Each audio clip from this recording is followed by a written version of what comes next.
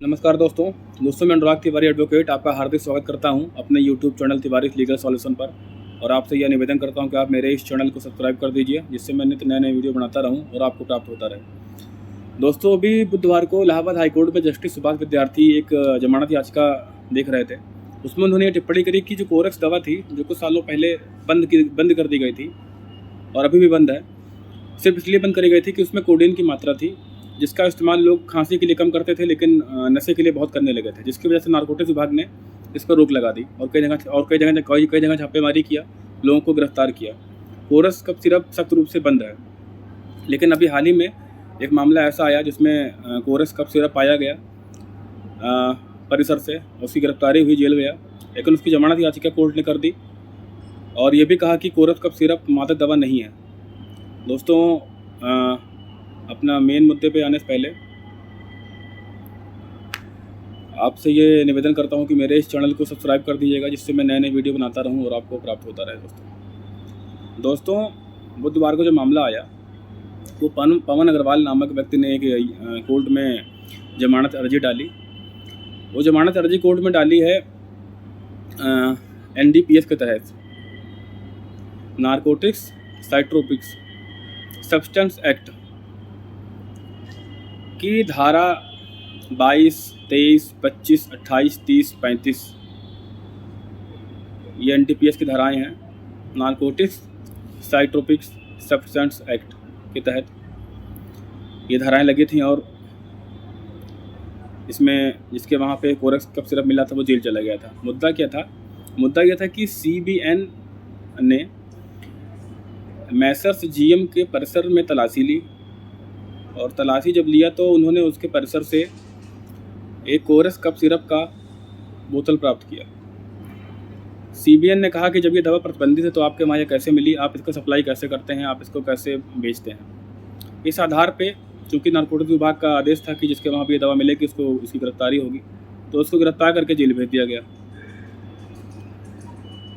अब जो पीठ के समक्ष जो मुद्दा ये था कि क्या ये दवा बरामद हुई है, क्या ये दवा मादक दवाओं में आती है, क्या यह NDPS के अंतर्गत आएगा, क्या इसमें जेल जाना उचित है जिसके वहाँ ये दवा मिली है। तो कोर्ट ने इस पर यह विचार किया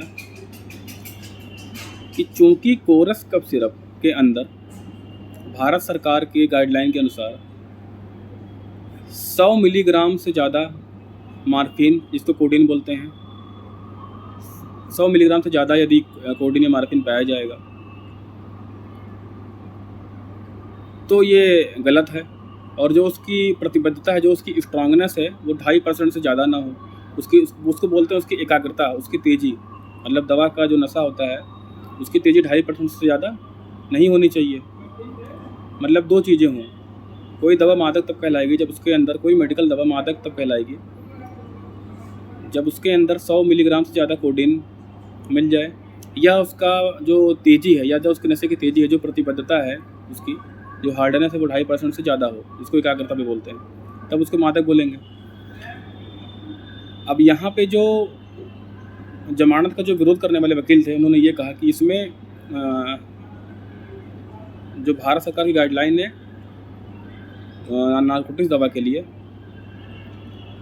उससे ज़्यादा का इसमें एलिमेंट मिल रहे हैं। मतलब हालांकि 100% से ज़्यादा मार्फिन नहीं है इसमें, लेकिन जो इसकी एकाग्रता है वो 2.5% से ज़्यादा है, इसलिए इसको मादक पदार्थ कहा गया। तो हाई कोर्ट ने इस बात को वैसे स्वीकार किया, मना नहीं किया कि हाँ ये बात सही है कि इसमें जो है एकाग्रता 2.5% से ज़्यादा है और 100 मिलीग्राम से कम है मार्फिन। फिर भी हाई कोर्ट ने टिप्पणी की कि चूँकि इस दवा का निर्माण खांसी के लिए किया गया, इस दवा का निर्माण मेडिकल के लिए किया गया, इस दवा का निर्माण एक प्रतिष्ठित कंपनी के द्वारा किया गया जिसको भारत सरकार ने लाइसेंस दे रखा है, इस दवा का निर्माण सिर्फ और सिर्फ मेडिकल पर्पज से ही किया गया है, ना कि नशे के उससे किया गया, ना ही किसी ऐसे स्रोत से इस दवा का निर्माण हुआ जो स्रोत भारत में इनलीगल हो। तो हाईकोर्ट ने यह भी एक आधार बनाया जमानत देने का कि ये दवा प्रतिष्ठित कंपनी के द्वारा बनाई गई है, जो कि मेडिकल अभ्यास में काम आती है। और दूसरा, हाईकोर्ट ने यह कहा कि ये सभी दवाएं इनलीगल नहीं है हम इंडिया में। हम ऐसी जमानत अर्जी को स्वीकार करते हैं। और सबसे उन्होंने जो अपने ग्राउंड बताया, ग्राउंड आप सुनेंगे तो आप कहेंगे कि नहीं बात सही है। जो हाईकोर्ट ने जो ग्राउंड पे बेल दिए वो ग्राउंड टोटल 5 थे। पहला ग्राउंड ये था कि जो उनका कहना यह था कि जो विचाराधीन दवाएं हैं उनका निर्माण एक स्थापित कंपनियों के द्वारा किया गया है और मैसर्स जीएम के पास उस जो उनके व्यापारी हैं उन सबके पास उस कारोबार करने के लिए प्रॉपर कागज़ थे।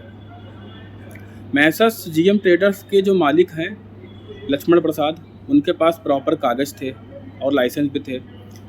जो विचाराधीन दवाएं हैं जिनके लिए उसे जेल भेजा गया है, उन दवाओं का उल्लेख ड्रग्स एंड नारकोटिक्स रूल्स के जो लिस्ट बनी है, लिस्ट H1 और लिस्ट H और लिस्ट H1, उनमें रूल दिया गया है कि कौन सी दवाएं मादक हैं। उसमें ये दवाएं नहीं आती हैं उस लिस्ट में। चौथा ग्राउंड ये दिया कि 52A की प्रक्रिया का पूरा पालन किया गया है। छठा ग्राउंड ये दिया कि जो सुप्रीम कोर्ट का जजमेंट था तूफान सिंह के जजमेंट में सुप्रीम कोर्ट ने कहा कि अगर कि जो अभियुक्त होगा उसका इकबालिया बयान स्वीकार नहीं किया जाएगा। मतलब जो भी इकबालिया बयान देगा सिर्फ उसी आधार पे किसी को जेल नहीं भेज सकते हैं। तूफान सिंह का एक जजमेंट था दोस्तों सुप्रीम कोर्ट का, जिसमें सुप्रीम कोर्ट ने कहा कि यदि किसी अभियुक्त है और उसने कोई बयान दे दिया है तो उसके आधार पे आप उसको जेल नहीं भेज सकते। तो इन 5 ग्राउंडों पे सुप्रीम कोर्ट ने हाई कोर्ट इलाहाबाद ने जस्टिस सुभा विद्यार्थी जी ने पवन अग्रवाल को जमानत दे दी और केस नंबर था 7858/2022। दोस्तों इस केस से एक ये शिक्षा मिली हमको कि अभी तक ये सामान्य भ्रांति थी कि जो है कोरस कफ सिरप नशे की दवा है, बट साफ साफ जस्टिस सुभाष विद्यार्थी ने इलाहाबाद हाईकोर्ट ने बात कह दिया कि कोरस कफ सिरप मादक दवा नहीं है। दोस्तों बहुत बहुत धन्यवाद, नमस्कार।